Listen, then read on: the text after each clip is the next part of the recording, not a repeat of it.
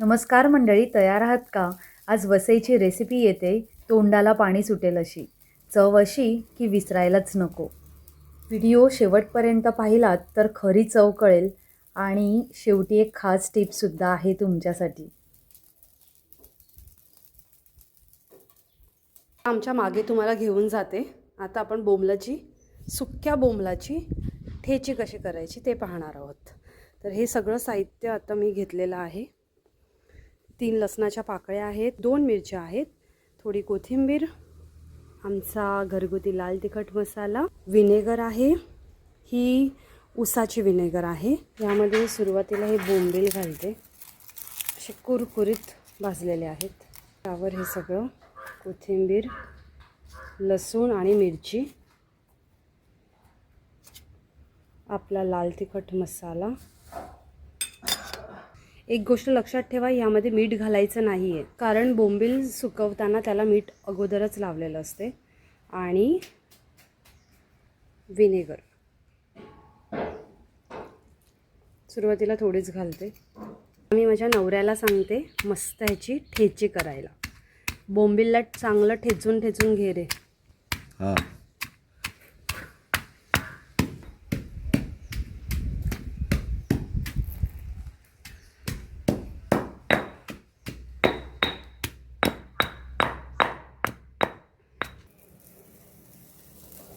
तुम्हाला जर वाटलं ठेचीचा मसाला जास्त झालेला आहे आणि बोंबील कमी पडलेले आहेत, तर पुन्हा थोडे घ्या आणि त्यामध्ये ॲड करा.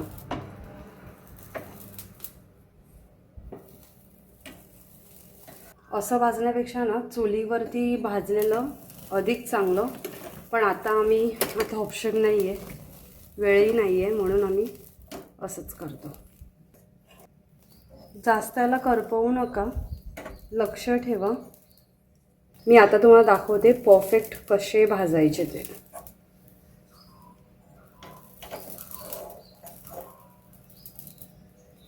हे बघा, अशा पद्धतीने भाजायचे.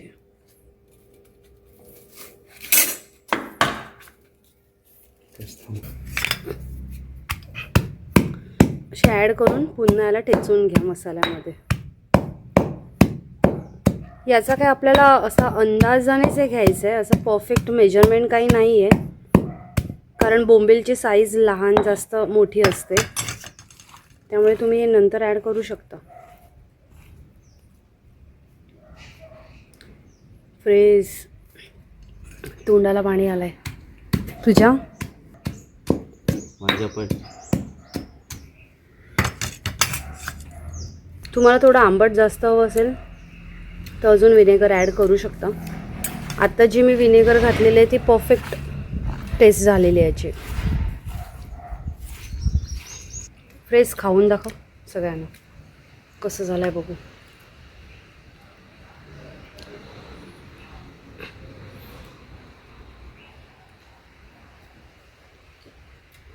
भारी ना. परफेक्ट. तरी आहे आमची वसईची पारंपरिक सुक्या बोंबलाची ठेची. कशी वाटली तुम्हाला ही रेसिपी?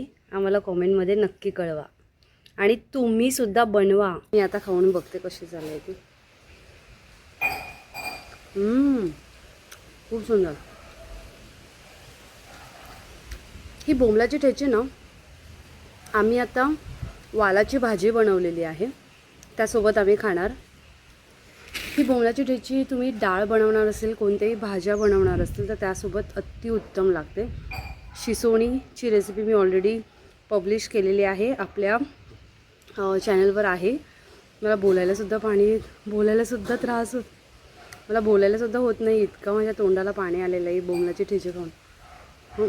अशी जबरदस्त रेसिपी आहे ना आमच्या आजीची. हे पूर्वजांनी आमच्यासाठी या सगळ्या रेसिपी देऊन गेलेल्या आहेत. सो तुम्ही नक्की ट्राय करा. आणि अगदी सोपी रेसिपी आहे, मस्त, खूप भारी. कदाचित तुम्हाला प्रश्न पडला असेल की ही बोंबील ठेची कशासोबत खायची. तर आता आम्ही वालाची मस्त गोडी भाजी केलेली आहे, तर त्यासोबत आम्ही ही बोंबील ठेची खाणार, मस्त ताव मारणार. आणि डाळीसोबत तर अतिउत्तम, मस्त. त्यानंतर तुम्ही कुठल्याही भाज्या करणार असतील ना त्यासोबतसुद्धा तुम्ही बोंबील ठेचीचा आस्वाद घेऊ शकता. किंवा आपल्या चॅनलवरती शिसोणीची रेसिपी मी ऑलरेडी पब्लिश केलेली आहे. त्यासोबत किंवा कच्चा सार असेल, जिऱ्याचं पंचुणी असेल, टोमॅटोचा सार असेल, ह्यासोबत काय म्हणू तुम्हाला, खूप छान लागते.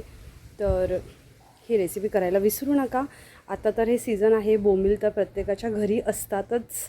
तर नक्की बनवा, तुम्हाला खूप आवडेल. घरातल्या लहानापासून मोठ्यापर्यंत सगळ्यांनाही आवडणारी रेसिपी आहे.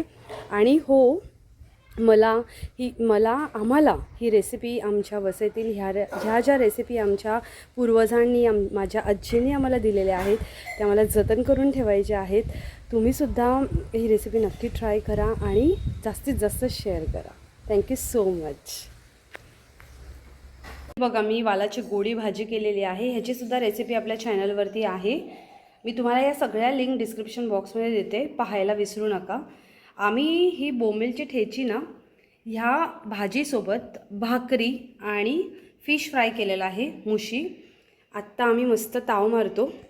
तुम्ही ही बोंबील ठेची फक्त भाकरीसोबत जरी खाली ना तरी खूप भारी.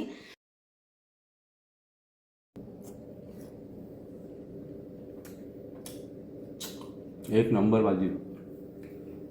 अरे पण आजची रेसिपी आपल्या बोंबील ठेचीची आहे.